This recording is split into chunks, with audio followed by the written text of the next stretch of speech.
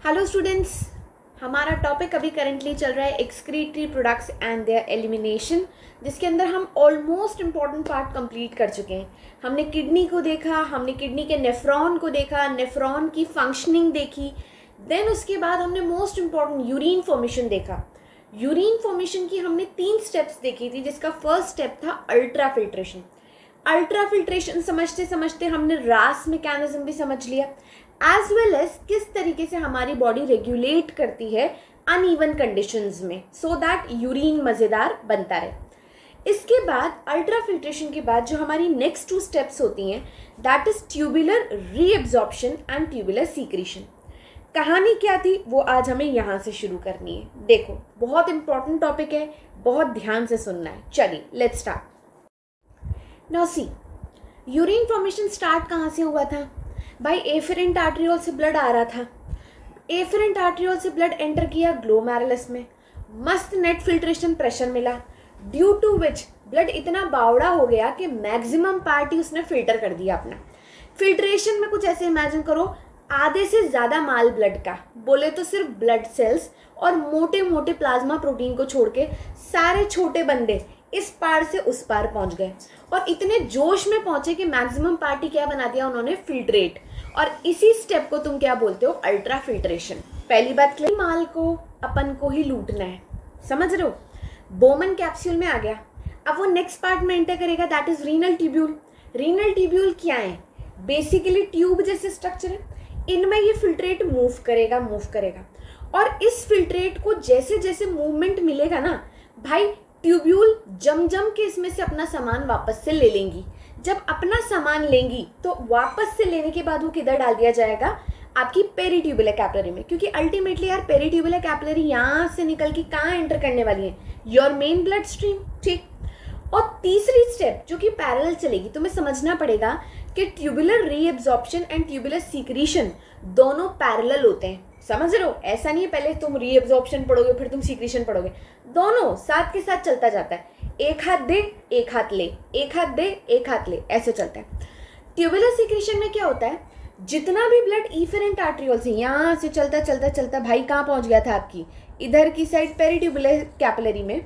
तो कुछ भुलक्कड़ बच्चों की तरह उसको याद है, अरे शिट यार ये भी तो कचरा है, इसको भी तो मेरे को यूरिन में डालना है। तो आखिरी लास्ट एंड फाइनल चांस इसको मिलता है ट्यूबुलर सीक्रेशन के थ्रू, कचरा फेंक के चला जा, ताकि इधर से तो अच्छा वाला ब्लड निकल जाए एंड इधर से बनता फाइनली लास्ट में क्या आ जाए? यूरिन। तो आज का हमारा सबसे पहला टॉपिक है रीएब्जॉर्प्शन एंड सीक्रेशन को ध्यान से पढ़ना। इस टॉपिक से क्वेश्चन बनते हैं, बिल्कुल ध्यान से समझना है। लेट्स स्टार्ट, आ जाओ। पहला पार्ट जहाँ से पिक्चर शुरू होगी दैट इज पीसीटी। पीसीटी बना लें एक बार। देखो भाई, ये तो रहा तुम्हारा बोमन्स कैप्सूल, ये रहा बोमन्स कैप्सूल ही आगे जाके किस में ओपन हो रहा है? पीसीटी में। ठीक है, अभी मेरा ध्यान सिर्फ पीसीटी पे, मुझे कोई मतलब नहीं है आगे पीछे से। तो एक काम करें ना, अपन क्यों ना सिर्फ पीसीटी ही जूम कर लेते हैं। ये लो, दिस इज माय पीसीटी। ठीक है बेटा, पीसीटी के बारे में आप एक बात पढ़ चुके हो कि पीसीटी के अंदर की जो सेल्स होती हैं, याद करो आपने पढ़ा है, क्यूबॉइडल होती हैं, ब्रश बॉर्डर्ड होती हैं। तो वो कुछ ऐसी होंगी, समथिंग लाइक दिस। ये दिख रहा है आपको? ये तो हो गई क्यूबॉइडल और ये हो गई ब्रश बॉर्डर, इधर की साइड भी और इधर की साइड भी, समथिंग लाइक दिस। ठीक है, अब मुझे नेक्स्ट चीज़ ये समझनी है कि पीसीटी के जस्ट पास में क्या चल रही है? Peritubular capillary. और पेरीट्यूबुलर कैपिलरी और पीसीटी के बीच में भी एक स्पेस है। तो ये जो सेम मैंने यूं करके बनाया ना, इस सेम डायग्राम को मैं यूं करके बना रही हूँ। कन्फ्यूजन नहीं होना चाहिए प्लीज़, भगवान के लिए इसको लूप ऑफ हेनली नहीं समझेंगे। यूं चल रहा है पीसीटी, इसी स्टेप को मैं यूं बनाने की जगह यूं लूप को यूं समझा रही हूँ, सो दैट हम पेरीट्यूबुलर कैपिलरी भी पैरेलल समझ सकें। तो इसको मैंने इसको यूं उल्टा कर दिया। तो अब यार तुम ये देखो, ये रहा तुम्हारे पास पीसीटी, बात वही चल रही है same. This is my PCT. PCT के जस्ट बगल में मेरे पास क्या चलेगी? ये लो जी, ये रही मेरी पेरीट्यूबुलर कैपिलरी। ये देखो मैंने पास में क्या बना दिया? This is your peritubular capillary. ठीक है, और इधर इन दोनों के बीच में स्पेस बची। ये जो बीच की स्पेस है यार, तुम्हें तो पता ही है, इस स्पेस को हम क्या बोलते हैं? Interstitial space. और यहाँ पे जो फ्लूइड होगा वो क्या होगा, इंटरस्टिशियल फ्लूइड। तो मैं मार्क कर लूँ इन दोनों के बीच की जगह को, this is your interstitial space. समझ आया? ठीक है, ये बात क्लियर। इधर की साइड ये जो पीसीटी की सेल है ना भाई, इनको थोड़ा मस्त जूम कर लेते हैं। आओ जरा, ये लो इधर की साइड, ये समझ रहे हो? वैसे सेल इस साइड भी होनी चाहिए, लो इस साइड भी बना लेते हैं। पर मैं अभी चाहती हूँ कि यार मैं थोड़ा सा जूम बनाऊँ सब कुछ, तो मैं सिर्फ एक साइड की सेल को ही जूम बना रही हूँ। काफ़ी ज़्यादा ऊंचा, मतलब ये अनइवन हो गया, बट येस मैं चाहती हूँ एक साइड की सेल पे अभी अपन ध्यान दें। तुम सेम समझ लेना यार, दूसरी साइड भी वही चल रहा होगा। ठीक, अब ध्यान से कहानी सुनो। पीसीटी तो सामान भेज रही है ना। ये जो बीच का स्पेस आपको दिख रहा है, दिस स्पेस, ये जो बिटवीन बीच का स्पेस है, this space is called as lumen. और इसी ल्यूमेन में तुम्हारा क्या मूव कर रहा है, ये ऊपर से बाउमन कैप्सूल से क्या आ रहा है यहाँ पे, फिल्ट्रेट। ये ल्यूमेन में क्या मूव कर रहा है, फिल्ट्रेट। तो मुझे भाई सामान फिल्ट्रेट से लेकर पीसीटी की सेल में डालना है, सेल से इंटरस्टिशियल स्पेस में जाएगा, इंटरस्टिशियल स्पेस से पेरिट्यूबुलर कैपिलरी में जाएगा। पर शुरुआत कहाँ से होगी यार, कहीं से तो शुरुआत होनी चाहिए ना। शुरुआत होगी सबसे पहले, ध्यान से सुनो। तुम्हें पता है जो मेम्ब्रेन होती हैं उनमें चैनल्स होते हैं, है ना।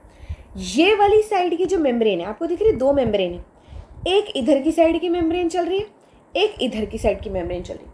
तो जो साइड मेम्ब्रेन का इंटरस्टिशियल स्पेस की तरफ है, उधर आप एक चैनल बनाओ जो कि आपको बहुत ही फेमिलियर सा चैनल है। याद करो, इस चैनल को हम बोलते हैं sodium potassium pump. I hope सब बच्चों को याद आ रहा होगा, सोडियम पोटाशियम पंप। थोड़ा सा सेल और बड़ा बनाना है मुझे, क्योंकि भाई मुझे बहुत कुछ लिखना है यहाँ पे। तो रुको जरा, सेल में जूम कर रही हूँ, और ये लो, अब काफ़ी ज़्यादा बेटर है। और यहाँ मैं लिख देती हूँ ल्यूमेन, तो तुम बिल्कुल क्लियर हो कि पिक्चर अब क्या चल रही है। ठीक है, ध्यान से देखना। इधर की साइड गेम स्टार्ट होगा सोडियम पोटाशियम पंप से। सोडियम पोटाशियम पंप तुम्हें पता ही है क्या करने वाला है। ये यहाँ से सेल से सोडियम खींचेगा और इंटरस्टिशियल फ्लूइड में फेंकेगा, इंटरस्टिशियल फ्लूइड से पोटाशियम खींचेगा और सेल में फेंकेगा। तो ये कुछ ऐसा सही होने वाला है। ये देखो, यही होगा। यहाँ से यहाँ तो भर भर के क्या फेंका जाएगा, सोडियम, और एट द सेम टाइम यहाँ से यहाँ क्या फेंका जाएगा, पोटाशियम। बच्चों, जिन भी बच्चों ने ये टॉपिक पढ़ रखा होगा उन्हें पता होगा कि sodium potassium pump is an active pump. तो इसके लिए पैसा खर्च होता है, एटीपी खर्च होती है, फ्री में नहीं चलता है। और ये सेल के अंदर से फेंकता है सोडियम बाहर, एक टाइम पे 3 सोडियम फेंकता है, और अंदर सेल के फेंकता है एक ही टाइम पे 2 पोटाशियम। क्लियर? अब जैसे सोडियम, ऐसे इमेजिन करो, सोडियम, ये बंदा सोडियम है ना। ये बंदा जैसे इंटरस्टिशियल स्पेस में फेंका गया, पेरिट्यूबुलर कैपिलरी के अंदर कौन मूव कर रहा है तुम्हें पता है? यहाँ पे मूव कर रहा है आपका ब्लड। ब्लड कहेगा ये तो मेरा है भाई, ब्लड का ही है ना ये, तो ब्लड कहेगा ये आयन तो मेरा है, मुझे वापस दो। तो भाई ये सोडियम इमीडिएटली कहाँ एंटर कर जाएगा, ब्लड में। पहली पिक्चर क्लियर है? कैसे कहानी शुरू हुई अब तुम ध्यान से देखो। जैसे ये सोडियम पोटाशियम पंप काम करते जाएंगे तो भाई एक टाइम ऐसा होगा ना, इस सेल के अंदर, यहाँ पे ये सेल के अंदर सोडियम का लेवल क्या होता जाएगा, कम, पोटाशियम का लेवल क्या होता जाएगा, ज़्यादा। तो मुझे अब दूसरी साइड ध्यान देना है। देखो, ये वाली जो साइड है ना, यहाँ पर भी बेटा पंप्स होते हैं। तो मुझे अब सोडियम चाहिए, आई वॉन्ट सोडियम। तो अब मैं झांकूंगी ल्यूमेन की तरफ। देखो, दोबारा देखो, मैं हूँ सेल, मेरे इस साइड इंटरस्टिशियल फ्लूइड है और मेरे इस साइड ल्यूमेन है। इंटरस्टिशियल फ्लूइड को मैं सोडियम फेंके जा रही हूँ, और मैं अंदर क्या भरे जा रही हूँ, पोटाशियम, है ना। अब यार मेरे पास सोडियम खत्म हो गया, ब्लड तो कह रहा है दे, वापस दे, सोडियम दे। तो भाई इधर मेरे पास सोडियम कम हो गया, तो मैं किसकी तरफ देखूँ, ल्यूमेन की तरफ। मैं सोच रही हूँ यार ल्यूमेन में यूरिन ही तो जा रहा है, अगर इस बेवकूफ़ यूरिन से मैं थोड़ा सोडियम खींच भी लूँगी तो क्या चला जाएगा।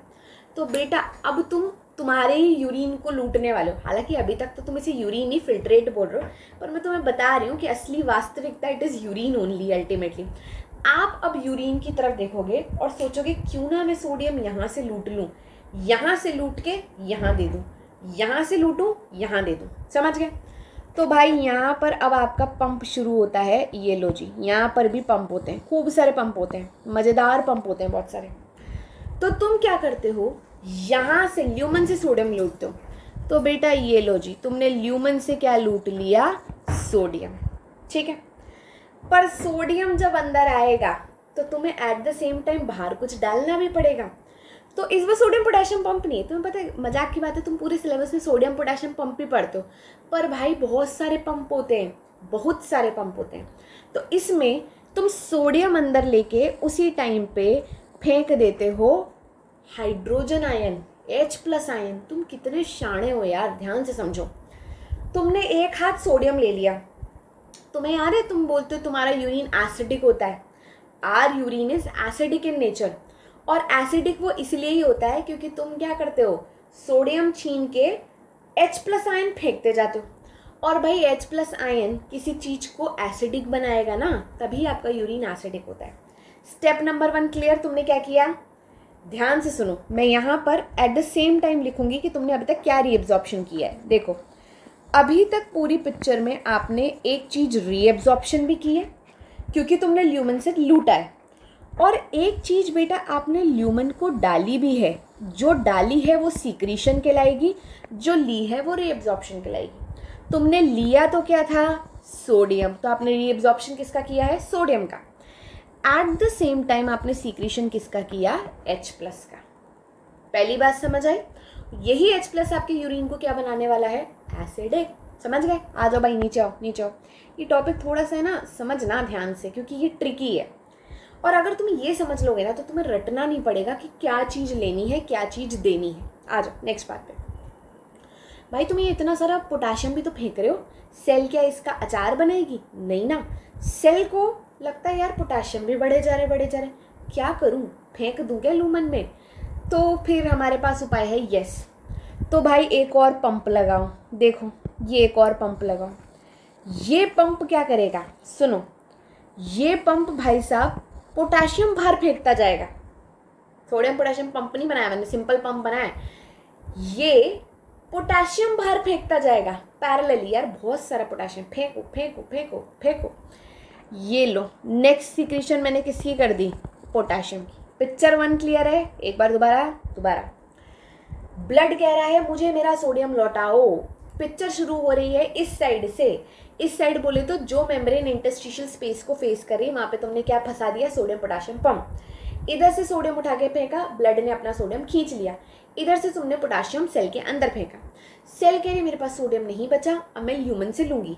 ल्यूमन से उसने खींचा सोडियम और इधर फेंका, ठीक है। जब उसने खींचा तो साथ में उसको कुछ फेंकना भी पड़ेगा। जो उसने फेंका उसने फेंक दिया H+ आयन। बेटा अभी तक तुमने पहली चीज रीअब्जॉर्प्शन की सोडियम की और पैरेलली फेंक दिया H+ आयन, खत्म। साथ में तुम्हारी सेल में बढ़ता जा रहा है पोटाशियम, तुमने कहा फेंको इसको भी, यूरिन में जाना दो, लेट इट गो। तो आपने नेक्स्ट चीज क्या फेंक दी, पोटाशियम। समझ गए। सो ये 2 चीजें अपन को क्लियर है। अब ध्यान से सुनो, तुमने किसी चैप्टर में जिसका नाम है ट्रांसपोर्टेशन इन प्लांट, वहां पे पढ़ा होगा सिम्पोर्ट, एंटीपोर्ट, है ना, पढ़ा होगा यूनिपोर्ट। यूनिपोर्ट तो क्या होता है यार, अगर सिंपल एक ही चीज आवाजावी करेगी तो यूनिपोर्ट। सिम्पोर्ट और एंटीपोर्ट कैसे गेट थे, एक गेट से अगर 2 जने ऑपोजिट जाएं, एक बाहर एक अंदर, ऐसा गेट क्या कहलाता है, एंटीपोर्ट। और अगर एक गेट में 2 जने साथ में ही जाएं तो वो क्या कहलाता है, सिम्पोर्ट। तुम्हारा थोड़ा कॉमन सेंस लगा के देखो, सोडियम पोटाशियम पंप क्या होता है, एंटीपोर्ट।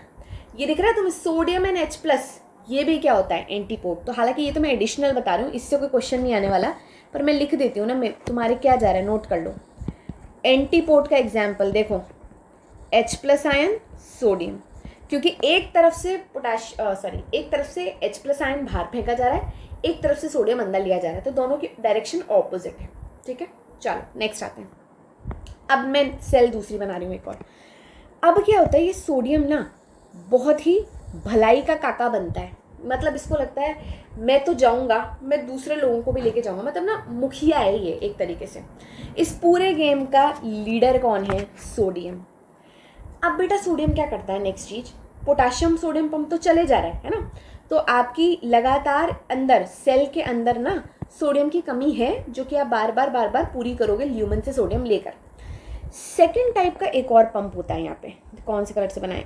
इस कलर से बनाते हैं। देखो एक और पंप यहाँ पे क्या होता है, सोडियम कहता है यार मैं तो जाऊँगा, साथ में ये ग्लूकोज को लेके जाऊँगा, क्योंकि ग्लूकोज के लिए तो इतनी मेहनत करता है बेचारा इंसान, दिन रात पसीने बहा के पैसे कमाता है खाना खाने के लिए, ग्लूकोज के लिए, एनर्जी बनाने के लिए। तो इस बंदे को तो मैं नहीं जाने दूंगा, समझ रहे हो? तो सोडियम कहता है बेटा आजा। कौन है ये? सोडियम। किसका हाथ पकड़ लेता है? ग्लूकोज का, और साथ में पकड़ के इसको खींच के ले जाता है। तो यहाँ पर क्या आया? Sodium plus glucose. कैसे याद करोगे? ग्लूकोज के लिए ही तुम पढ़ाई कर रहे हो, अल्टीमेटली तुम पैसे के लिए पढ़ाई कर रहे हो, और पैसे से क्या करोगे? पहले पेट भरोगे ना। तो ग्लूकोज के लिए सब मेहनत चल रही है, तो ग्लूकोज को तो मैं यूरिन में नहीं जाने दूंगी। सोडियम कहता चल पकड़ मेरा हाथ और आजा मेरे साथ। बेटा दोनों एक साथ जा रहे हैं। किसका एग्जाम्पल है? सिम्पोर्ट का एग्जाम्पल, समझ गए? सो सोडियम एंड ग्लूकोज साथ में गए। कहाँ पे गए? इधर की तरफ गए, और इधर से कहाँ चले गए? पेरिट्यूबुलर कैपिलरी में। समझ गए? तुमने तुम्हारा ग्लूकोज ले लिया, समझ आ रही है पिक्चर? तो भाई नेक्स्ट चीज रीएब्जॉर्प्शन किसकी हो गई? आपके ग्लूकोज की। अब बेटा यहाँ से एक बहुत ज़रूरी क्वेश्चन बनता है, सुनो। मैं नॉर्मल हूँ, मुझे कोई डायबिटीज़ का प्रॉब्लम नहीं है ना, तो मेरी बॉडी मेरा 100% ग्लूकोज रीअब्जॉर्ब करती है, समझ रहे हो? मुझे डायबिटीज़ नहीं है, इसलिए मेरे यूरिन में कभी भी ग्लूकोज नहीं मिलेगा, क्योंकि मैं तो ग्लूकोज 100% रीअब्जॉर्ब करूँगी। अब सपोज करो मुझे डायबिटीज़ है, डायबिटीज़ को ऐसे इमेजिन करो मेरे पास ग्लूकोज की कमी नहीं है, मेरे ब्लड में ग्लूकोज ही ग्लूकोज है, ग्लूकोज ही ग्लूकोज है। जब तुम्हारे पास ज़्यादा पैसा आता है तो तुम्हें पैसे की कदर नहीं होती है ना, ऐसे ही तो होता है। अभी तुम्हारी बॉडी में ग्लूकोज ही ग्लूकोज है ना, तो बॉडी कहेगी ग्लूकोज ओ मेरे पास बहुत सारा है, जाने दो जाने दो। तो जिस बंदे को डायबिटीज़ होती है उस बंदे में, ओनली उस बंदे में यूरिन में ग्लूकोज मिल सकता है, समझ रहे हो? आप में नहीं मिलेगा। अगर आप एक हेल्दी इंडिविजुअल हो, आप यूरिन टेस्ट करा रहे हो, तो आपके यूरिन में कभी भी ग्लूकोज नहीं मिलेगा। और अगर आप डायबिटिक हो, ये टेस्ट है भाई डायबिटीज़ का, आपके यूरिन में अगर ग्लूकोज का अमाउंट आया, दैट मीन्स ये कंफर्म करता है आप डायबिटिक हो। और अगर यूरिन में किसी के ग्लूकोज मिलता है उसको हम बोलते हैं ग्लाइकोस्यूरिया। कंडीशन समझ गए? कितना अमाउंट होना चाहिए? ध्यान से सुनो बेटा, ग्लूकोज का नॉर्मल अमाउंट होता है 70 मिलीग्राम पर DL अराउंड, मतलब मैं मान सकती हूँ 70 से 90 तक होता है। 70 से 90 मिलीग्राम पर DL नॉर्मल ग्लूकोज लेवल है। पर अगर मुझे डायबिटीज़ है तो मेरा लेवल एक्सीड करेगा ग्लूकोज का। और कितना? ग्लाइकोस्यूरिया के लिए ना अराउंड 180 मिलीग्राम पर DL तक अगर आपका ब्लड ग्लूकोज लेवल पहुंच जाए 180 मिलीग्राम पर DL, तब आराम से आपके यूरिन में क्या मिलेगा? ग्लूकोज। ये बहुत इंपॉर्टेंट क्वेश्चन है, आई होप सबको क्लियर है। चलिए नेक्स्ट पॉइंट पर चलते हैं। अब नेक्स्ट ग्लूकोज किसको पकड़ेगा? प्रोटीन को। भाई प्रोटीन के लिए भी तो तुम दिन भर मारे मारे फिरते हो, प्रोटीन पाउडर भी पीना पड़ता है कई बार, तो कैसी कैसी स्थितियाँ आती हैं। सो भाई प्रोटीन तो बहुत इंपॉर्टेंट है। प्रोटीन अभी किस फॉर्म में? अमाइनो एसिड की फॉर्म में। ग्लूकोज तो ले लिया पूरा 100%, अमाइनो एसिड को भी अब तुम्हें लेना है। तो बेटा नेक्स्ट पंप ध्यान से सुनना, जब भी तुमने एक साथ चीज लेना, इसके पैरेलल हाइड्रोजन पटकना मत भूलना बाहर, ठीक? नेक्स्ट पंप बनाओ। इस पंप में आपका ये जो सोडियम नाम का बंदा है ना, ये किसका हाथ पकड़ेगा? ये कहेगा आजा बेटा अमाइनो एसिड मेरे साथ आजा। अमाइनो एसिड को पकड़ेगा और ये आ गया सोडियम अंदर अलोंग विद अमाइनो एसिड। ये यहाँ से यहाँ कूदे, यहाँ से यहाँ कूदे, तो तुमने नेक्स्ट रीएब्जॉर्प्शन किसका करा दिया? सोडियम के साथ अमाइनो एसिड का। समझते जा रहे हो ना? एट द सेम टाइम बेटा तुम्हें पैरेलल कुछ फेंकना भी है, कोई दिक्कत नहीं है, ज़रा टेंशन मत लो। पैरेलल तुम हर टाइम क्या फेंकोगे? H+ ion. फंडा क्लियर चल रहा है ना? अभी तक तुमने क्या क्या कर लिया देखो, एक बार दोबारा देख लो, जिस बच्चे को भी समझ ना आया हो। ये रही मेरी सेल, ये रही मेरी सेल, यहाँ पे कुछ भी नहीं करना, पंप बनाओ, अंदर सोडियम लो, पैरेलल H+ आयन बाहर फेंको, ठीक है। पहली बार मैंने सोडियम अकेले ले लिया था, कुछ पंप्स में सोडियम अकेले ना जाकर दुकेले जाता है। एक केस में सोडियम किसको ले गया साथ में, ग्लूकोज को, और एक केस में तुम्हारे सामने वो किसको साथ में ले गया, अमाइनो एसिड को। सोडियम किसके साथ गया, अमाइनो एसिड के साथ। तो तुमने 3 चीज़ें रीअब्जॉर्ब करना सीख ली, और तीनों ही केस में पैरेलल में आपने एक चीज़ फेंकी, क्या, H+ आयन। भाई कोई कन्फ्यूजन ही नहीं होना चाहिए, H+ आयन फेंको, यूरिन को एसिडिक बनाओ। क्लियर है बात, ठीक है। मैं तुम्हें थोड़ा सा डिटेल में बता रही हूँ क्योंकि मुझे लगता है इतना पता होना चाहिए भाई। तुम ह्यूमन फिजियोलॉजी पढ़ रहे हो और हमारी बॉडी में चल क्या रहा है, हमें बस रटना थोड़ी है। अगर हमें डॉक्टर बनना है तो हमें अंदर पता तो होना चाहिए चल क्या रहा है। या तुम सिर्फ डायरेक्टली एनसीईआरटी की 4 लाइन रट लोगे कि हमारे यहाँ पे ये 4 चीज़ों का रीअब्जॉर्प्शन होता है, कैसे पता तो करो चीज़ों को। चलिए नेक्स्ट चीज आते हैं। अब नेक्स्ट चीज क्या होगा, सोडियम का दीवाना है एक बंदा जिसका नाम है वाटर। भाई वाटर ना सोडियम को बहुत भयंकर वाला दीवाना है। जब इतना सारा सोडियम अंदर जा रहा है तो ल्यूमन में मूव करता हुआ वाटर, मतलब तुम ऐसे इमेजिन करो, मैं वाटर हूँ, मैं मूव कर रही हूँ, मैं देख रही हूँ सोडियम जाया जा रहा है, तो मेरा रिएक्शन होगा सोडियम सारा का सारा जा रहा है, सोडियम तो मेरा है ना। तुम्हें याद है ना, सोडियम आयन है और इस आयन का दीवाना कौन है, वाटर। तो वाटर सोचता है यार इतना सारा सोडियम चला गया, मेरे को अकेला छोड़ गया, मैं भी जाऊंगा इसके पीछे। तो बेटा यहाँ पर आपके पास कुछ चैनल्स होते हैं, तुम्हें याद हो वाटर के रीएब्जॉर्प्शन के लिए स्पेशल चैनल्स होते हैं जिनका नाम होता है एक्वापोरीन्स। ये स्पेशल चैनल्स क्या होते हैं, एक्वापोरीन। ये पर्टिकुलरली किसका रीएब्जॉर्प्शन करते हैं, वाटर का। समझ रहे हो, वाटर फिर क्या होगा भाई, अगर मैं इसी को यहाँ पर ही बना दूँ सेम, तो ये लो यहाँ से वाटर आया, वाटर इंटरस्टिशियल स्पेस में गया एंड देन योर ब्लड। तो आपने नेक्स्ट चीज़ क्या रीएब्जॉर्ब करनी सीख ली, वाटर। ठीक है, अब वाटर जा रहा था तो बाकी आयंस कह रहे हैं भाई क्या मजाक चल रही है यार, हमको छोड़ गए ये, सोडियम चला गया। सोडियम का दोस्त कौन है, क्लोराइड, NaCl बोलते हो ना तुम हमेशा। क्लोराइड कह रहे हैं सोडियम चला गया, पानी चला गया, मैं यहाँ पर यूं ही रह गया। मैग्नीशियम एक आयन है, कैल्शियम एक आयन है, पोटाशियम आयन है।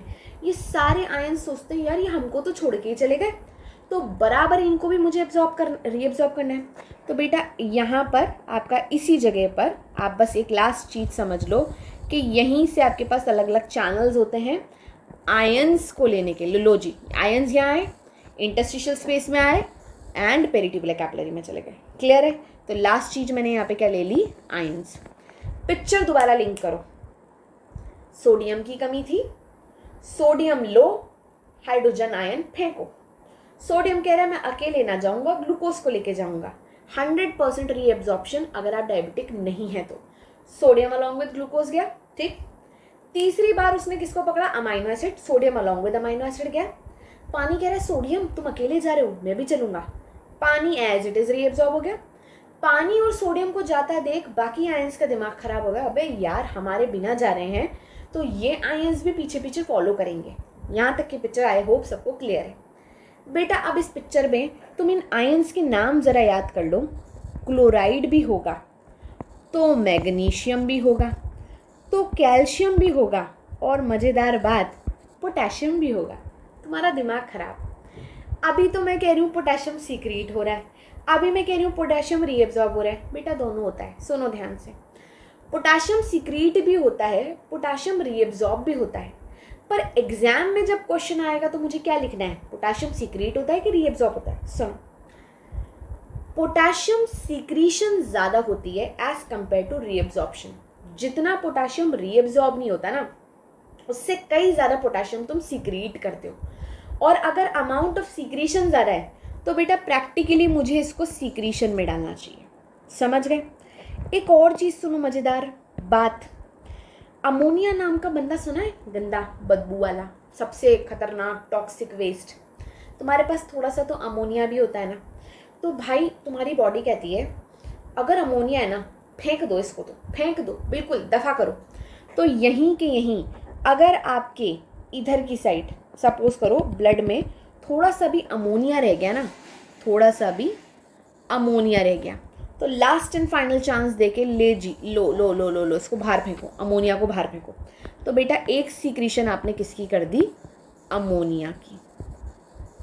समझ गए? आखिरी चीज, एक बंदा होता है जिसका नाम है बाइकार्बोनेट आयन।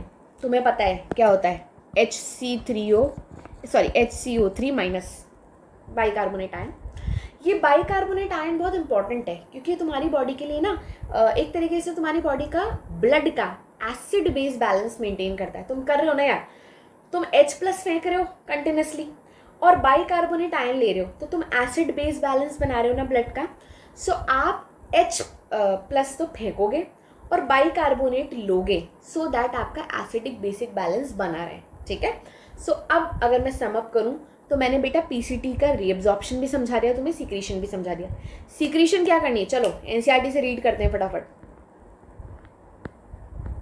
देखो एनसीईआरटी ने पैराग्राफ में क्या लिख रखा है, सुनो। पीसीटी किससे लाइंड है? Simple squamous simple squamous brush bordered epithelium. Clear है? ये क्या करती है? इसका सरफेस एरिया बढ़ाती है। क्यों ज़्यादा सरफेस एरिया चाहिए? रीअब्जॉर्प्शन के लिए। सारे एसेंशियल न्यूट्रिएंट रीअब्जॉर्ब हो जाते हैं। अभी मैंने बताया ना, ग्लूकोज एंड अमाइनो एसिड। 70 से 80% इलेक्ट्रोलाइट एंड वाटर हो जाते हैं। इलेक्ट्रोलाइट वही आयंस वगैरह की बात चल रही है।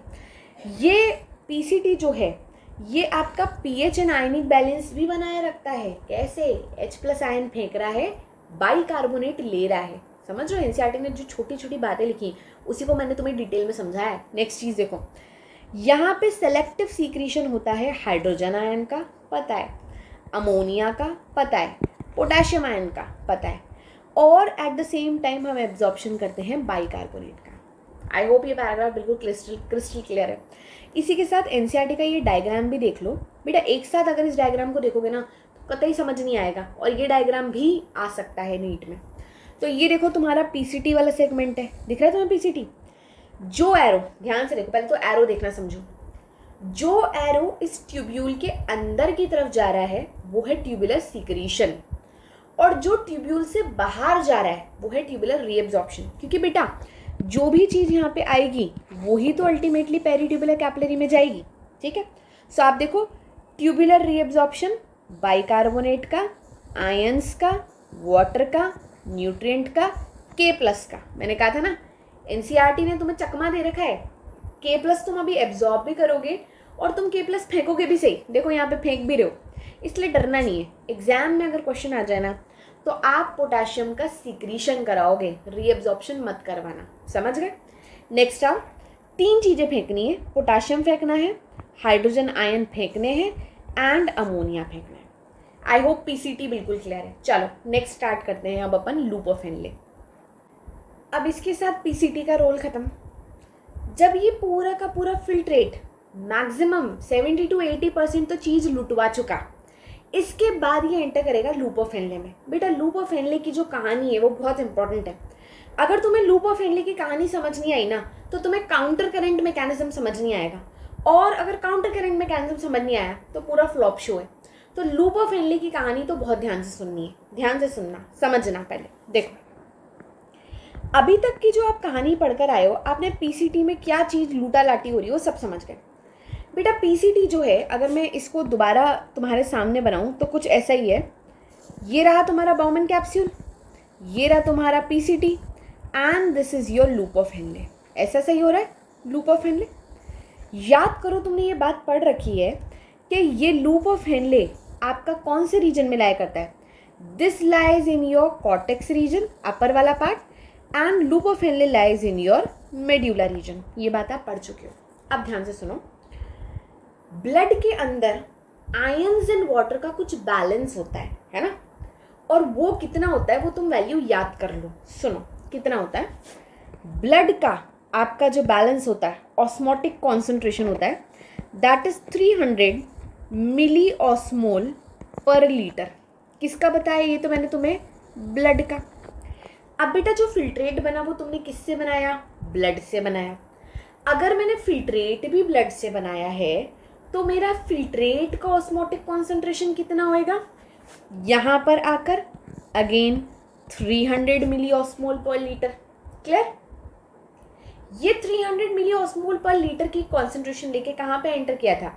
पीसीटी में। अब तो मेरी बात ध्यान से सुनना, पीसीटी क्या कर रहा है, एक मिनट, पीसीटी क्या कर रहा है, आयंस को भी ले रहा है तो वाटर को भी ले रहा है, आयंस को भी ले रहा है, वाटर को भी ले रहा है। बस अभी तुम इतना समझो। तो पूरा का पूरा रीएब्जॉर्प्शन अराउंड 70 to 80% होने के बाद जो आपका अभी फिल्ट्रेट हुआ ना, वो भी 300 मिली ऑस्मोल पर लीटर की कॉन्सेंट्रेशन ही लेके आया, यानी कि पीसीटी में दोबारा 300 ही है। अब तुम एंटर करने वाले हो लूप ऑफ हेनले में। तुम्हारे दिमाग में क्वेश्चन आ रहा होगा, 300 का 300 ही कैसे रह गया?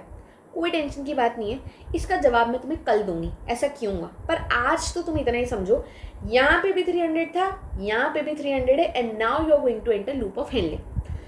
लूप ऑफ हेनले में जब तुम एंटर करते हो, ध्यान से सुनना, लूप ऑफ हेनले में ये जो मेड्यूलर रीजन है, ये जो बाहर का रीजन है, इसको तुम क्या बोलोगे? Interstitial space. तो बेटा इंटरस्टिशियल स्पेस के अंदर ना कुछ कॉन्सेंट्रेशन होती है, वही ऑस्मोटिक कॉन्सेंट्रेशन, जो कि शुरू होती है 300 से, नीचे जाते जाते जाते जाते जाते वो और कॉन्सेंट्रेटेड होता जाता है। कुछ ऐसे इमेजिन करो यहाँ पर 300 आयन, यहाँ पे 400 आयन, यहाँ पे 500 आयन, यहाँ पे 600 आयन, एंड जैसे जैसे जैसे तुम बिल्कुल लूप ऑफ हेनले के नीचे यहाँ तक पहुँच जाओगे ना, इट विल बी 1200। समझ गए? तो अगर मैं इसी सेम चीज़ को, अब मेरा फोकस पीसीटी पे नहीं है, मेरा फोकस किस पे है? लूप ऑफ हेनले पे।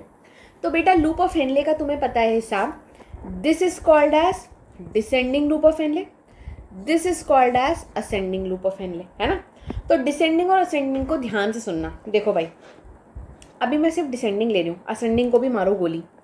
तो ये रहा मेरा, एक मिनट रुको, ये रहा मेरा मेड्यूला रीजन स्टार्ट हुआ, इसी के साथ यहाँ पे स्टार्ट हुआ मेरा लूप ऑफ हेनले, यहाँ तक जा रहा है। बेटा मैं सिर्फ यहाँ पे कौन सा लूप ऑफ हेनले बना रही हूँ? डिसेंडिंग। मार्क कर देते हैं इसको कि आपने सिर्फ कौन सा बनाया है? डिसेंडिंग लूप ऑफ हेनले, है ना। अंदर जो फिल्ट्रेट है उसका कॉन्सेंट्रेशन कितना बोल रहे हो तुम? 300 मिली ऑस्मोल पर लीटर। और तुम कह रहे हो ये जो मेड्यूला है ना, आसपास का माहौल, यहाँ का आपका जो इंटरस्टिशियल स्पेस का कॉन्सेंट्रेशन है वो 300 से शुरुआत हुई है और नीचे जाते जाते वो और कॉन्सेंट्रेटेड होता जा रहा है एंड इट इज़ बिकमिंग 1200। तो यहाँ बाहर ये कौन सी स्पेस है भाई? भूल ना जाना, दिस इज इंटरस्टिशियल स्पेस। यहाँ का कॉन्सेंट्रेशन शुरुआत कहाँ से हुई? 300, 400, 500, 600, 700, अब 900 पे आ जाते हैं यार, तुम्हें भी गिनती आती है, 1000, और लो जी नीचे पहुँचते पहुँचते 1200। समझ गए बात? मैंने सिर्फ असेंडिंग बताया, सॉरी डिसेंडिंग बताया, असेंडिंग की अभी अपन बात नहीं कर रहे हैं। अब तुम इमेजिन करो, थोड़ा सा ना मस्ती वाला दिमाग लगाओ। पानी है आयंस का दीवाना। पानी तो ना थरकी टाइप बंदा होता है पानी तुम्हारी बॉडी में। एक तुम्हें ना बायो बहुत इजीली याद हो जाएगी अगर तुम ये इमेजिन कर लोगे कि पानी बहुत थरकी टाइप बंदा है जो आयंस के पीछे दीवाना है। ट्रांसपोर्ट इन प्लांट्स पूरा चैप्टर इसी बेसिस पे याद हो जाएगा, किडनी तुम्हें पूरी इसी बेसिस पे याद हो जाएगी। समझ गए? तो 300 मिली ऑस्मोल पर लीटर, यानी कि इस फिल्ट्रेट में अभी पानी भी है, इस फिल्ट्रेट में अभी आयंस भी है। बेटा वैसे तो 300 मिली ऑस्मोल पर लीटर का मतलब ये नहीं होता कि इसके पास 300 आयंस है, पर मेरी बात समझने के लिए तुम ऐसे इमेजिन कर लो, पानी के पास अभी 300 आयंस है, ऐसा है 300 मिली ऑस्मोल पर लीटर। अगर मेरे पास, मैं यहाँ एंटर करी, मेरे पास 300 आयंस हैं, बाहर भी 300 आयंस हैं, मैं पानी हूँ, है ना, आई एम वाटर, तो मुझे सब बढ़िया लग रहा है। ओके चलो गुड। अब मैं थोड़ा सा नीचे बढ़ी, जैसे मैं नीचे बढ़ी मैं कहाँ पहुँची? 400। ये मेरे बाहर कितने? 400 आयंस, और मैं यहाँ पे कितने लेके बैठी हूँ? 300 आयन। मेरा दिमाग खराब होएगा, मैं क्या बोलूँ? पानी ठरकी बंदा है, पानी सोचेगा, आयंस को ना तुम लड़कियाँ इमेजिन करो, तो ये ठरकी लड़का सोचेगा यार बाहर 400 आयन, अंदर 300 लड़कियाँ, बाहर 400 लड़कियाँ, चलो ना मैं बाहर की तरफ चलता हूँ, बाहर माहौल मस्त है। तो बेटा यहाँ से पानी निकलना शुरू कर देगा। समझ रहे हो? कितना पानी निकलेगा? इतना कि अंदर का माहौल भी कितना हो जाए? 400। अब ये पॉइंट तुम्हें मेरी बात को ध्यान से समझना पड़ेगा। सुनो, चाशनी बनाई है कभी तुमने? चाशनी, व्हाट इज चाशनी? पानी के अंदर शुगर डाल दो।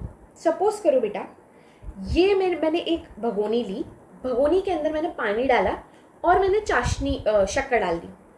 अब मैंने बना तो दी। अब सपोज करो मम्मी ने आके बोला कि यार ये तो तूने बहुत ही ढीली चाशनी बना दी, ये तो बहुत डाइल्यूट है, तो इसको थोड़ा कॉन्सेंट्रेटेड कर। कॉन्सेंट्रेटेड करने के लिए मेरे पास दो ऑप्शन होते हैं। ज़्यादातर लोग क्या मिलाना शुरू कर देते हैं? शक्कर। अपन जैसे आम जनता क्या करती है, यार मम्मी ने बोला है शक्कर कम है, शक्कर डालना शुरू कर दो, है ना। कोई बंदा ऐसा भी तो कर सकता है, नहीं ये शक्कर यार पानी निकाल दो। तुम्हें कॉन्सेंट्रेटेड करना है, तुम्हें कॉन्सेंट्रेटेड करना है। या तो तुम आयंस डाल सकते हो इसके अंदर, बोले तो शुगर डाल सकते हो कॉन्सेंट्रेटेड करने के लिए। तुम ऐसा भी तो कर सकते हो कि उसमें से पानी निकाल दो, तो भी तो वो कॉन्सेंट्रेटेड ही बनेगी। बस यही हिसाब है। मैं अभी 300 मिली ऑस्मोल पर लीटर हूँ, है ना, बाहर है 400, बाहर आयंस ज़्यादा, मेरे पास आयंस कम। मेरे इस जगह से ये जो आपका डिसेंडिंग पार्ट है ना, यहाँ से सिर्फ पानी ही बाहर निकल सकता है, पानी ही बाहर निकल सकता है, आयंस नहीं निकल सकते। तो पानी अगर मैं बाहर निकाल दूँ तो बेटा अंदर का माहौल भी कॉन्सेंट्रेटेड हो जाएगा, समझ रहे हो। सो आप ऐसा करके यहाँ पर भी कितनी osmolarity लियाओगे? 400 milli osmole per litre. बोले तो तुम्हारे पास पानी ज़्यादा था, आयंस कम थे, तुमने पानी निकाल के उतनी ऑस्मोलैरिटी कर दी, 400 milli osmole per litre. Clear है? नेक्स्ट आप डिसेंडिंग लिम्ब के लिए आपको एक बात याद रखनी है, एक important point, this is freely permeable to water. बोले तो यहाँ से मस्त मौला होकर पानी बाहर निकल सकता है, पर यहाँ से आयंस नहीं निकल सकते। मतलब इस ट्यूब के अंदर से बाहर सिर्फ पानी जा सकता है, आयंस कभी नहीं जा सकते, ठीक है। और ट्यूब के बाहर आयंस भेज भी नहीं सकते, जा भी नहीं सकते, भेज भी नहीं सकते। जाने का मतलब नो एंट्री है, यहाँ पे सिर्फ पानी निकल सकता है, ठीक है। अब मैं 400 करके आगे बढ़ी, अभी मैं खुश हूँ, चलो पानी खुश है कि यार चलो यार मज़े आ गए, 400 की तरफ हो गए, अंदर भी 400 हो गए, सब बराबर चल रहा है, मज़ेदार माहौल है। अब पानी आगे बढ़ेगा, ठीक है। पानी देखेगा यार बाहर तो 500 मिली ऑस्मोल पर लीटर है, अंदर तो 400 है, अंदर 400, बाहर 500। चलो भाई वापस बाहर चलो। तो बेटा फिर वापस यहाँ आकर पानी निकल जाएगा। दोबारा वही कॉन्सेप्ट, मैंने कॉन्सेंट्रेटेड करने के लिए या तो मैं इसमें आयन मिला दूँ या मैं इसमें से पानी फेंक दूँ। मैंने फिर से पानी फेंक दिया, ठीक है। तो अंदर की ऑस्मोलैरिटी अब कितनी हो जाएगी? 500 मिली ऑस्मोल पर लीटर। तुम्हें ज़्यादा दिमाग नहीं लगाना ना, ज़्यादा मतलब भावनाओं में मत भेजाना, ऐसे कैसे ऐसे कैसे। सीधी बात याद रखो भाई, सीधी बात। पानी बाहर निकालने से भी कॉन्सेंट्रेशन हो जाता है, चाहो तो तुम उसी पानी में आयंस डाल दो तो भी चीज़ कॉन्सेंट्रेटेड हो जाती है। अंतर इतना है कि अगर मैं बेटा पानी निकालती जाऊँगी तो अमाउंट कम होता जाएगा, है ना। और तुम यही तो चाह रहे हो, तुम क्या मतलब 180, यू रिमेंबर आपने फिल्ट्रेट कितना बनाया था? 180 लीटर पर डे। और तुम यूरिन कितना निकालने वाले हो? 1 to 1.5 लीटर। तो बेटा तुम्हें ये जो फिल्ट्रेट है इसका अमाउंट कम करना है, समझ रहे हो। एडिशन नहीं करना है, कम करना है। तभी तो मैं अभी पानी निकाल रही हूँ। और तुम्हें पता है अभी तो मैं पानी निकालूंगी, अगली स्टेप में इससे आयन भी छीनेंगे, अपना माल अपन हिसाब से लेंगे। आ जाओ। 500 लेकर मैं खुश हूँ कि मेरा भी 500, बाहर भी 500, ठीक है। अब मैं थोड़ा और आगे चली, मैंने देखा अभी मैं 600 स्किप करके यहाँ पे 700 आ जाती हूँ। तो भाई यहाँ पे 500 वाला बंदा ये पहुँचा, यार बाहर तो 700 है, अंदर 500 है। पानी फिर पागल होकर बाहर निकलेगा। पानी किसकी तरफ जाएगा? 700 की तरफ। तो बेटा यहाँ से फिर पानी बाहर निकलेगा, धमाधम पानी बाहर निकलेगा। और ऐसा कर कर अंदर का माहौल भी कितना हो जाएगा? 700 मिली ऑस्मोल पर लीटर। ऐसा करते करते करते करते तुम कहाँ तक पहुँच जाओगे? यहाँ तक आते आते भी पानी बाहर निकलेगा। और अब अंदर का फिल्ट्रेट 1200 मिली ऑस्मोल पर लीटर हो जाएगा। क्लियर है? एक बार दोबारा, ये रही मेरी descending loop of Henle. This is only permeable for water. बोले तो यहाँ से सिर्फ क्या बाहर निकल सकता है? पानी। आयंस बाहर नहीं निकल सकते, पहली बात। दूसरी बात, पानी किसका दीवाना है? आयंस का। मेड्यूलरी स्पेस में आयंस की कॉन्सेंट्रेशन ऊपर से नीचे जाते वक्त बढ़ती जा रही है। पानी को बाहर आयंस देख के मज़ा आ जाता है और वो बाहर निकलता जाता है। बस तुम ऐसे याद कर लो, ठीक है। ऐसा करते करते पानी इतना निकल जाता है, इतना निकल जाता है, इतना निकल जाता है कि बेटा तुम नीचे तक जब पहुँचोगे ना तो भाई तुमने बराबर कर दिया माल, तुमने मैक्सिमम पानी निकाल दिया। तो योर नेक्स्ट टॉपिक आपका जो डिसेंडिंग था, इससे पानी रीअब्जॉर्प्शन होता है। आ जाओ एनसीईआरटी से फटाफट रीड कर लेते हैं इस पार्ट को। देखो एनसीईआरटी क्या बोल रही है, देखो हेनलेज लूप के बारे में लिख रहा है, रीअब्जॉर्प्शन इज मिनिमम। बेटा यहाँ पर ये जो लूप ऑफ हेनले है ना, लूप ऑफ हेनले का काम ये ग्लूकोज, अमाइनो एसिड, इससे तो उसको मतलब ही नहीं है, वो तो सिर्फ पानी और आयंस के साथ ही खेलने वाला है पूरी पिक्चर। आगे देखो, असेंडिंग लिम्ब में तो बिल्कुल ही बहुत ही कम होगा, ठीक है। आगे देखो, ये रीजन एक बहुत इंपॉर्टेंट रोल प्ले करता है in maintaining of high osmolarity of medullary interstitium fluid. अभी मैंने तुम्हें एक लाइन बोली थी, मेडुलरी इंटरस्टिशियम फ्लूइड 300 से शुरू होकर ये जो 1200 का ग्रेडियंट बनाती है। कोई मजाक है क्या यार? 300 से नीचे जाते जाते तो ये जो तुम 1200 का ग्रेडियंट बना रहे हो ना, ये लूप ऑफ हेनले बनवा रही है, जिसकी तुम आधी पिक्चर जान चुके हो पानी निकाल निकाल के। अभी तुम आयंस भी निकालोगे। आगे आओ, descending limb is permeable to water but almost impermeable to electrolyte. यही मैंने बात बताई थी कि यहाँ से सिर्फ पानी निकल सकता है, इलेक्ट्रोलाइट बोले तो आयंस नहीं निकल सकते। This concentrates the filter as it moves down. समझ आ गई बात? बेटा तुमने पानी निकाल दिया तो कॉन्सेंट्रेट हो गया ना फिल्ट्रेट, क्योंकि ध्यान से सुनना, ये भी क्वेश्चन आता है, क्योंकि आपकी डिसेंडिंग लूप ऑफ हेनले से पानी निकलते निकलते नीचे फिल्ट्रेट कॉन्सेंट्रेटेड हो जाता है। तो कोई तुमसे पूछे कि इसमें से बताओ लूप ऑफ हेनले में से असेंडिंग और डिसेंडिंग में से कॉन्सेंट्रेटिंग लूप ऑफ हेनले कौन सी है? तो तुम्हारा आंसर क्या होगा? Descending is concentrating loop of Henley. पहला पैराग्राफ क्लियर है? अब मैं असेंडिंग के बारे में पढ़ाती हूँ। आ जाओ, अभी तक तुमने क्या पढ़ लिया था? ये वाला पार्ट क्या था आपका? डिसेंडिंग। यहाँ पर तुमने क्या लुटवा दिया? पानी। अभी तुम कहाँ पहुँच चुके हो? यहाँ पर। यहाँ से ऊपर कहाँ जाओगे? असेंडिंग में। अब असेंडिंग के बारे में मज़ेदार बात सुनो। असेंडिंग जो होता है ना, वो ये वाला सेगमेंट है आपका पतला। तो पतले वाले को तुम क्या बोलते हो? Thin segment. और जब आप ऊपर जाओगे तो बेटा ये सेगमेंट मोटी हो जाती है, तो इस सेगमेंट को आप क्या बोलते हो? Thick segment. याद रखना, नीचे वाली पतली है तो thin segment of ascending loop, ऊपर वाली thick segment ascending loop of Henley, ठीक है। अब यहाँ से पिक्चर उल्टी हो जाएगी। अभी तक loop was permeable to water and impermeable to iron। इधर डिसेंडिंग उल्टी हो जाए, असेंडिंग उल्टी हो जाएगी। असेंडिंग कहेगी यार बहुत भेदभाव हो रहा है आयंस के साथ। Now I will be permeable to ions. मुझसे सिर्फ कौन निकल सकता है बाहर? आयंस। पानी नहीं निकल सकता। समझ गए? अब एंटायर पिक्चर में आयंस निकल सकते हैं पर पानी नहीं निकल सकता। तुम्हारा कॉन्सेंट्रेशन यहाँ पर कितना पहुँच चुका है? 1200 मिली ऑस्मोल पर लीटर, है ना बेटा। बाहर की तरफ का ग्रेडियंट ना भूलें, वो अभी भी उतना ही है। कितना? यहाँ पे 1200, यहाँ पे 1100, 1000, फिर मैं डायरेक्टली यहाँ पे 900 लिख देती हूँ, इधर 700, 500, और ऐसा करते करते करते करते अराउंड यहाँ तक मुझे पहुँच जाना है 300, ठीक है। और फिर तो इसके आगे तो आपको पता ही है, यहाँ से आपका DCT शुरू हो जाएगा, तो यहाँ से मेरे को शुरू कर देना है DCT, ठीक है। अब तुम ध्यान से सुनना, जब तुम ये ऊपर चढ़ाई शुरू कर रहे हो, है ना, तुम्हारे पास भी 1200, यहाँ बाहर भी 1200, कोई दिक्कत नहीं, तुम्हें मज़ा आ रहा है यार, सब बराबर है ना। अब तुम ऊपर चढ़े, जब तुम ऊपर चढ़े तो पानी अब अभी बाहर है। पानी मतलब पागल है एकदम, पानी बाहर है, पानी अब अंदर देख रहा है।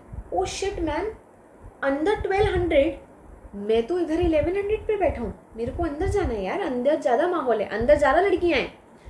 तो पानी वही ठरकीपना दिखाकर अंदर घुसने की कोशिश करेगा। पर यहाँ पर तुमने पानी के लिए क्या कर रखी है, नो एंट्री। क्या यहाँ पे पानी घुस सकता है, नहीं। तो आयंस कहेंगे डोंट वरी। आजकल के तुम्हें इमेजिन हो रहा है ना, आजकल तो दोनों पार्टी से ही कंट्रीब्यूशन मिलता है। तो आयंस कह रहा है कोई बात नहीं, तुम नहीं आ सकते तो मैं आ जाऊंगी, डोंट वरी। तो बेटा इस बार ध्यान से सुनो, इस बार यहाँ से पानी की दीवानी आयंस बाहर निकलेगी। समझ रहे हो, निकलना तो है। देखो यार, ये म्यूचुअल वाला प्यार है। पानी ठरकी है अगर इस आयंस के लिए, पागल है, दीवाना है, तो आयंस भी बराबर दीवाने हैं पानी के लिए। पहले पानी निकल रहा था, अभी अंदर पानी जाना तो चाहता है पर पानी के लिए तो एंट्री नहीं है। तो इस बार आयंस कहेंगे don't worry, we will come, हम आ जाएंगे बाहर, तुम टेंशन मत लो। तो अभी आयंस बाहर निकल गए। ऐसा करने से बेटा मैंने कितना कॉन्सेंट्रेशन लिया ही, 1100। ऐसे इमेजिन कर लो, मैंने 100 आयंस बाहर फेंक दिए। अब मैं ऊपर चढ़ी, कितना है बाहर, 900, अंदर कितना है, 1100। आयंस कहेंगे बाहर तो पानी ज़्यादा है। अब आयंस पागल होकर बाहर निकलेंगे, तो बेटा यहाँ से मैं आयंस निकाल दूंगी 900। ठीक है, ऐसे करते करते मैं ऊपर बढ़ने की कोशिश करूँगी। अब तुम नेक्स्ट बात ध्यान से सुनोगे। जो थिन सेगमेंट है ना लूप ऑफ हेनले की, ये थिन सेगमेंट से अभी मैं धक्का लगा के फेंक रही हूँ कि अपने आप जा रहे, अपने आप जा रहे ना आयंस। जो अपने आप जाता है वो क्या होता है, पैसिव ट्रांसपोर्ट। जो धक्का लगा के भेजा जाता है वो क्या होता है, एक्टिव ट्रांसपोर्ट। एक पॉइंट बहुत दिमाग में बिठा लो, जो अभी तक का थिन असेंडिंग का कार्यक्रम है ना, जो तुमने अभी फेंका फाकी की है, दैट वॉज पैसिव ट्रांसपोर्ट। ठीक है, अभी अब तुम किस में एंटर करने वाले हो, थिक असेंडिंग में। तुम्हें सुनो ध्यान से, तुम यार अब बोर हो गए, तुम कह रहे हो क्या बकवास चल रही है यार, कभी पानी बाहर जा रहा है, कभी आयन बाहर जा रहा है, मजाक हो रहा है क्या, मजाक हो रहा है क्या, बस बहुत बोर हो गए। सिमिलरली ये लूप ऑफ हेनले भी बोर हो गए, कह रहे क्या बकवास है यार, क्या है, फेंको ना इनको, आयंस को फेंकना है ना, क्यों फिरकी ले रहे हो मेरी। तुम क्या चाह रहे हो, तुम्हारे इस फिल्ट्रेट में से तुम्हें आयन और पानी चाहिए ना, बहुत होगी बकवास, बहुत हो गई। ये भाई अब कहता है वैसे तो ये आयंस खुद भी चले जाते पर मैं थक चुका हूँ, अब I am irritated, I am frustrated. तो भाई यहाँ पे ज़बरदस्ती पंप्स लगा दिए जाएंगे। जानबूझ करके ये पंप्स एक्टिवली पैसा खर्च करके, सुनो तुम समझो, काम तुम्हारा अभी अपने आप भी हो रहा था, पर यार थिक सेगमेंट कह रही बहुत हो गई यार, कितनी देर तक ये टाइम पास चलेगा, मैं अब उठा के फेंक रहा हूँ। अभी अपने आप करेंगे तो ना जाने कितनी देर में करेंगे, और मेरे पास अब इतना टाइम पास करने का टाइम नहीं है, तो मैं खुद धक्का लगा के फेंक रही हूँ। समझ गए। तो यहाँ पे बेटा ये जो पंप्स है ना, ये एक्टिवली आयंस फेंकना शुरू कर देंगे, they will start pumping actively. तो यहाँ पर थिक सेगमेंट में आयंस ही बाहर जाएंगे बट एक्टिवली। क्यों, तुम कैसे याद रखोगे, थिक सेगमेंट थक चुका है, फ्रस्ट्रेट हो गया है, क्या बकवास चल रही है यार, मेरे को मज़ा नहीं आ रहा, तो मैं जल्दी से खुद ही पैसे लगा के फेंक दूँ। एक काम फ्री में चल रहा था, एक काम तुम पैसे लगा के कर दो, है ना। तो आपका थिक सेगमेंट पैसे खर्च करना को रेडी हो गया है और वो जानबूझ के उठा के आयंस फेंक रहा है। समझ गए तुम पूरी पिक्चर। आ जाओ, यही बात अपन एनसीईआरटी से पढ़ लेते हैं अपनी। देखो भाई एनसीईआरटी क्या कह रही है, कहाँ गई एनसीईआरटी, ये रही भाई, ये रही देखो। Ascending limb impermeable to water, अब पानी नहीं निकल सकता अंदर से, पर यहाँ से इलेक्ट्रोलाइट या तो एक्टिवली या पैसिवली। क्या याद करना तुम्हें नीट में अगर क्वेश्चन बन जाए, पैसिवली कहाँ से हो रहा है, नीचे वाली थिन सेगमेंट से, एक्टिवली कहाँ से हो रहा है, ऊपर वाली थिक सेगमेंट से। ये कॉन्सेंट्रेटेड फिल्ट्रेट कहाँ पहुँच चुका है अब, थिक के अपर पार्ट तक। ठीक है, अब बेटा ध्यान से सुनो, तुमने क्या मजे लिए हैं पानी के और आयंस के। सुनो, तुमने यहाँ पे पानी को लालच दिया आयंस का, पानी को बाहर खींच लिया, यहाँ तक पहुँच गए तुम। यहाँ पे तुमने अब आयंस को लालच दिया पानी का और तुमने आयंस बाहर खींच लिए। बेटा अल्टीमेटली ये जो पानी और आयंस तुमने लिया, तुम ब्लड को ही तो दोगे ना, समझ रहे हो। तो तुम अपना ही माल इस तरीके से वापस लेने वाले हो। और ऐसे करते करते जब तक आपका ये फिल्ट्रेट थिक सेगमेंट तक पहुंचता है ना, शुरुआत पिक्चर की हुई थी 300 मिली osmole per litre, thick segment तक पहुंचता पहुंचता इतना पानी, इतना आयन लुट चुका है कि ये 100 मिली ऑस्मोल पर लीटर ही रह जाता है। तो बेटा इस बार ध्यान से सुनना, नीचे जब आ रहे थे तो तुमने कॉन्सेंट्रेट किया था, तो आपने इसको क्या बोला था, कॉन्सेंट्रेटेड लिम्ब। अभी जब ऊपर जा रहे हो तो तुमने चाशनी में से शक्कर निकाल के बाहर फेंक दी, तो वो चीज़ डाइल्यूट हो जाएगी या कॉन्सेंट्रेट हो जाएगी? डाइल्यूट। तो आप असेंडिंग लिम्ब को क्या बोलोगे? Diluting limb. क्लियर? आगे देखो, it gets dilute due to passage of electrolyte to the medullary fluid. I hope it is very clear. बहुत आराम से समझाया मैंने पूरे टॉपिक को, बहुत इजीली समझाया है। छोटा सा पार्ट रह रहा है, पर मुझे पता है आज का जो मैंने समझाया वो बहुत ज़्यादा दिमाग लगाने वाला टॉपिक भी था, प्लस बड़ा भी था। सो आज के लिए अपन इतना ही पढ़ेंगे। I hope PCT and loop of Henley आपको बहुत अच्छे से क्लियर है।